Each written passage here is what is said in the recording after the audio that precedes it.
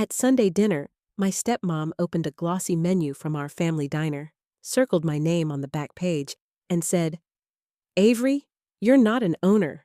You're a charity case wearing an apron." My brother snorted. My stepdad kept chewing. I didn't argue. I just slid a thick navy ledger across the table and watched their faces freeze. Before we start, tell us in the comments, where are you watching from? We love seeing how far our stories travel. I'm Avery Blake, 26, server and night shift bookkeeper at Blake and Maple Diner, a small place tucked off Route 17 in upstate New York. The diner has been in my family for 2 generations. First my grandpa Walt's, then my dad's. When Dad passed 3 years ago, my stepmom Denise and stepdad Ray stepped in with confidence and clipboards. My younger brother Liam, 22, full of swagger, allergic to hard work, stepped in mostly to collect tips and post reels from the milkshake station. For a while, I swallowed every jab. That I was too sentimental about the diner. That I kept old recipes that don't convert. That I wrote novel-length notes in the inventory margins. What I never said was that those notes were messages to my dad. Little penciled prayers signed with a quiet promise. I'll keep it alive. Denise changed things fast. She swapped the scratch pancakes for frozen batter. "No one can taste the difference," she said, and replaced the framed photo of my father cracking eggs at dawn with a canvas print of a faceless city skyline. "Modern," she called it. It looked like a hotel lobby. Customers noticed. They asked for the old blueberry compote, the cinnamon swirl toast, the coffee that tasted like a morning hug. Denise would smile tight and whisper to me, "Stop encouraging nostalgia. It kills margins." The only room left untouched was the back office, a shoebox lined with old cookbooks and dusty file boxes. The light switch sticks, the chair squeaks, and the window doesn't quite close, so winter sneaks in under the sill. I loved it anyway. That's where I found the ledger. Grandpa Walt's thick navy-bound book with a brass corner torn, and the word, ledger, embossed like a small miracle. It was jammed behind the bottom drawer, taped to the back with blue painter's tape, as if he hid it in a hurry. Inside, decades of sales, notes in his blocky handwriting, and, tucked between pages, a notarized letter I'd never seen, signed by Grandpa and my dad. It wasn't just a letter, it was instructions. If circumstances require, ownership of Blake and Maple shall transfer per Schedule A in the trust packet held with Houghton and Wells LLP. The stewardship is meant for the family member who keeps the recipes honest. Stewardship, not management, not debt. Stewardship. I read the words 3 times, hands shaking. I didn't know about any trust packet. Denise never mentioned it, and Ray acted like QuickBooks was the law and the profits. But the letter gave a law firm, a file number, and a phone. Houghton and Wells confirmed there was a trust packet, updated a month before Dad died.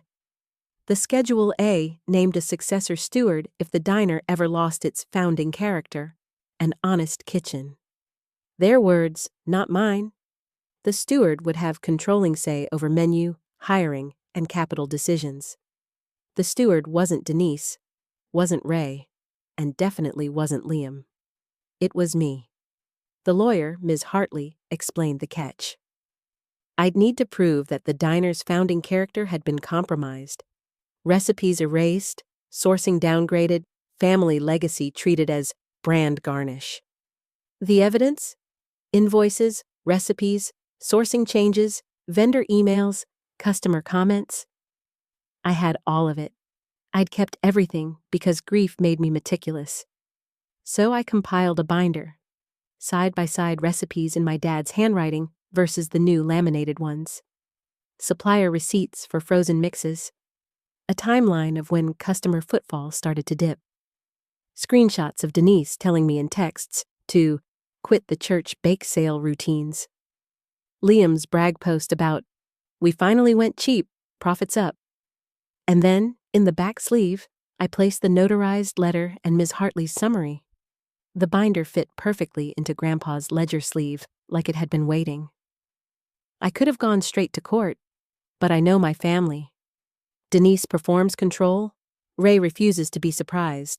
Liam chases applause. If I went formal first, they'd spin it as a betrayal. So I planned something simple. Dinner, exactly like they requested, with my ledger sitting heavy on my lap. The night felt staged. Denise's seasonal centerpiece. Candles that smelled like cinnamon and new money. She seated us like a maitre d'. Ray at the head, Liam to his right, me across, close enough to feel the draft from the old window. "Let's be civil," Denise announced and handed me the new menu, the one with a gleaming photo of a parfait that didn't exist in our kitchen. My name was listed in 8-point font on the back as operations assistant. Not owner, not steward, assistant. I smiled. Then she said it, the line she'd clearly rehearsed. "Avery, you're not an owner. You're a charity case wearing an apron." I didn't argue. I didn't cry. I put the ledger on the table and opened it to the page with Grandpa's note about the diner's honest kitchen. Denise's lips parted.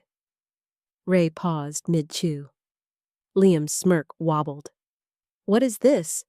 Denise asked, more annoyed than afraid. "A record," I said, "and a map." They flipped, they skimmed, they hit the letter. Denise went still, then laughed, a short, barking sound. "This is ancient," she said. "And anyway, it's sentimental junk.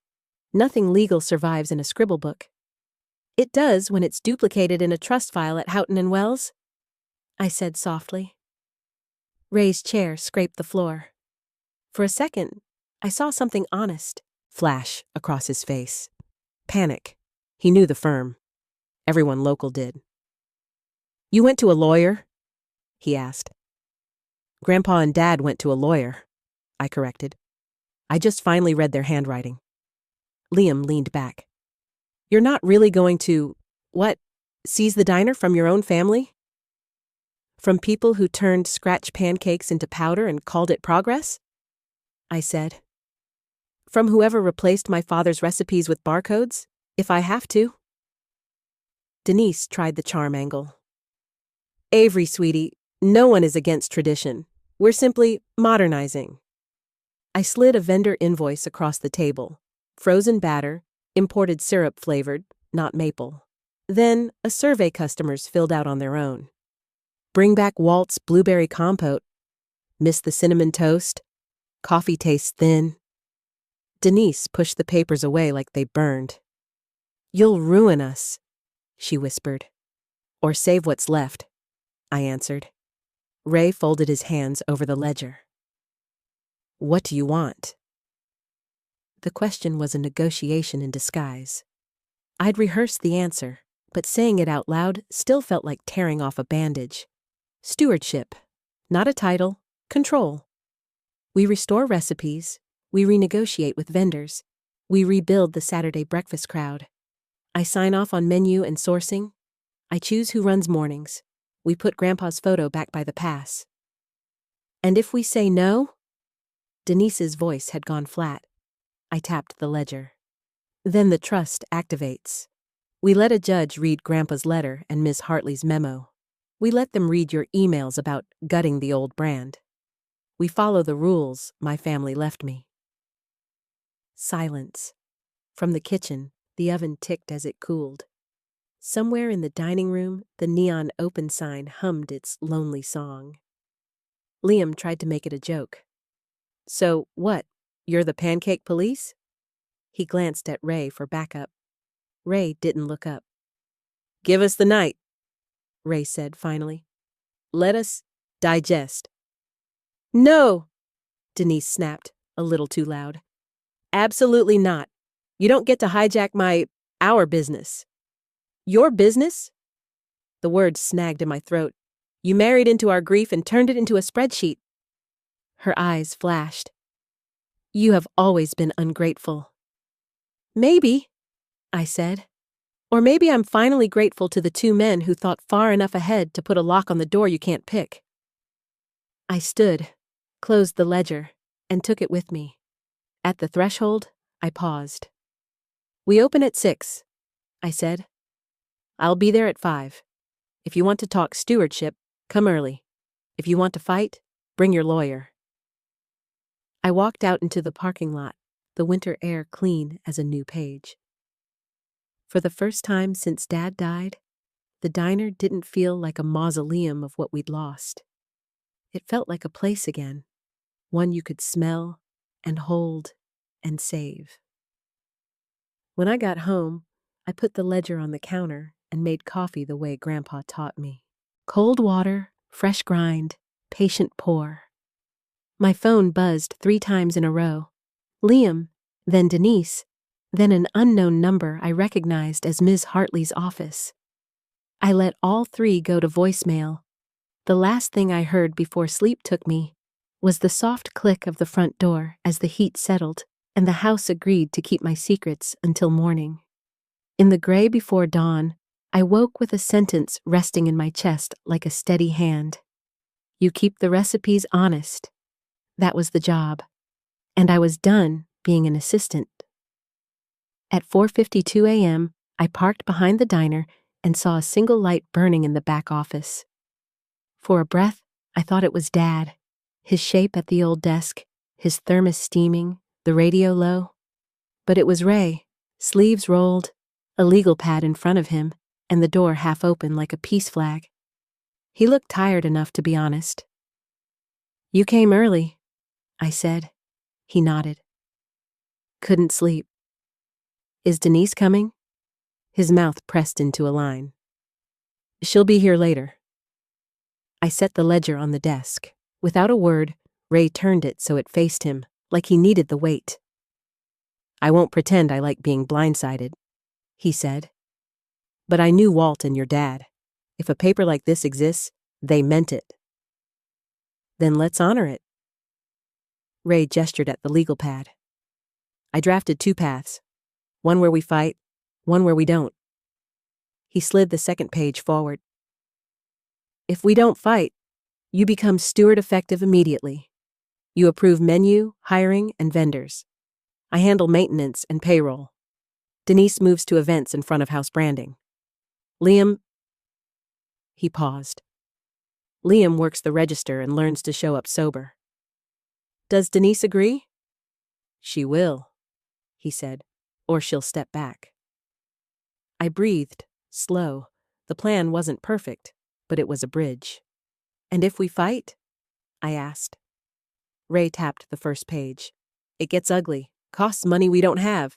The diner bleeds customers while we posture. We all lose." "Then pick the page that keeps pancakes honest," I said. The kitchen door swung open. Denise swept in, hair perfect, perfume bright, a folder clamped under her arm. Her smile was sharp. "Good morning, steward," she said, making the word an insult. "Morning," I answered, making it a promise. She dropped her folder on the desk. Inside, a rebrand. Blake Plus Maple Cafe in a minimalist font. A brunch menu that read like a fashion spread.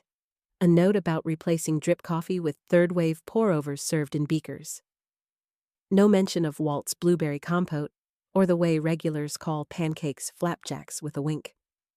"You're early," she said, flicking her eyes to the ledger. "How quaint." "Denise," Ray said quietly, "we're not doing this." She blinked, thrown by the ally she expected. "Excuse me?" Ray turned the second page to face her. "This is the path." She scanned, jaw set. "You're handing her the keys." "I'm handing the diner a chance to be itself," he said, "which, if we're honest, we've been slowly strangling." The words hung there, bare as January branches.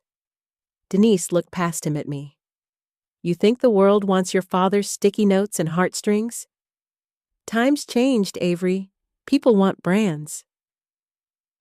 "People want breakfast that tastes like home," I said, "and a place that remembers their name." She laughed, but it sounded brittle. You're clinging to ghosts. I opened the ledger to Grandpa's page, labeled Saturday Crowd. In the margin, his note, "They don't come for fancy. They come for us." I slid it toward her. I'm clinging to customers. For a moment, something flickered in her face. Fear, maybe, or the mirror of a plan collapsing. Then she closed the folder with a sigh. "Fine," she said. "Steward it. But I'm not flipping pancakes." "Good," I said. "I need you, if you'll accept it, on events and community." I gestured to the calendar. "Bake sales, school nights, veterans breakfast, farmer spotlights. The spotlight you love, but pointed at neighbors." She hesitated. Brand, but with confetti she could throw. "We'll see," she said. "Today," I said, "we start with the blueberry compote." We moved. I called Marta, who'd run mornings with my dad for 15 years until Denise cut her hours. She cried when she heard my voice. "You're coming back?" she asked. "I'm asking you to," I said. "Your old shift, your old recipes, your name on the board." "I'll be there in 10, she said, and hung up before her tears reached the phone. At 5:40, the kitchen smelled like butter and memory. Marta stirred blueberries, lemon and sugar until the steam carried a perfume I hadn't realized I'd memorized.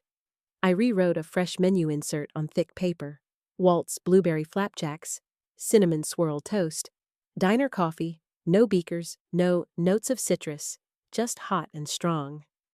At 6:03, the bell over the door jingled. First in, Mr. Finnegan, 70s, veteran cap, cane, a man who counts pennies but tips like gratitude. He stopped at the threshold, sniffed the air, and his eyes watered. "You brought it back," he whispered. "I'm trying," I said. "You'll do more than try," he said. "You're a Blake." The morning rolled. Regulars drifted in like birds returning to a feeder someone finally refilled. The chatter rose, coffee poured. Denise stayed in front, greeting with the smoothness of a talk show host, and a little less frost each hour. Ray fixed the rattling HVAC grate with a screwdriver and a muttered apology to the ductwork. Liam arrived at 9 with sunglasses and a pout. He took one look at the old menu insert and groaned. "We're going backwards." "We're going home," I said, handing him the register key. "Try it." He did, grudgingly. By 10, he'd laughed twice and called a regular by name, then looked guilty for enjoying it. Progress is weird like that.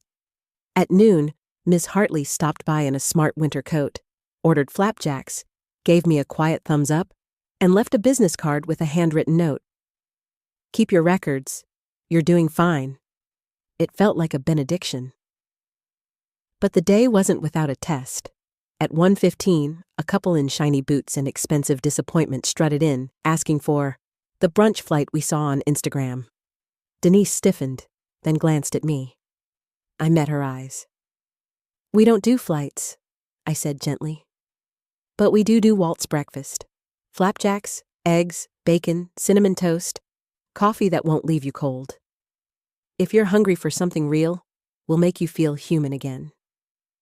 They ordered Walt's breakfast. At close, I pulled the tip jars and nearly cried. Not because it was a fortune, because the bills were folded around notes. "Thank you for the compote. Tastes like before. Don't let them mess it up." Customers had never written to me on money before.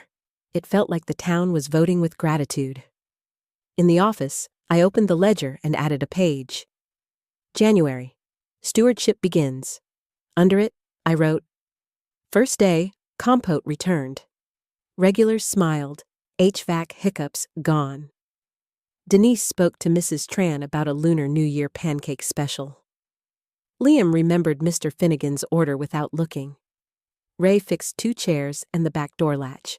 Coffee strong, recipes honest. I left space to keep writing because that's what a living thing needs. Room. When I stepped outside, the sky was winter blue and cold enough to bite but clean as possibility. Denise followed, pulling her coat tighter. You think this will work? She asked, not sarcastic for once. I think we'll have to earn it every morning, I said. She stared at the sign. I might pitch a Saturday night pie social. Local bands, no beakers. I smiled. Do it. She nodded, almost shy. For what it's worth, Avery, I didn't marry into your grief to ruin anything. I just thought speed could fix pain. Speed burns pancakes, I said. Pain needs slow heat. Her laugh came out small and unguarded. Okay, steward. Okay, events director. We locked up. I tucked the ledger under my arm. Tomorrow would come at 5 a.m., with batter and black coffee and the bell over the door. And I'd be there to keep the recipes honest. Grandpa would have approved. Dad, too. And when the Saturday crowd comes back for real, I'll know we chose the right page.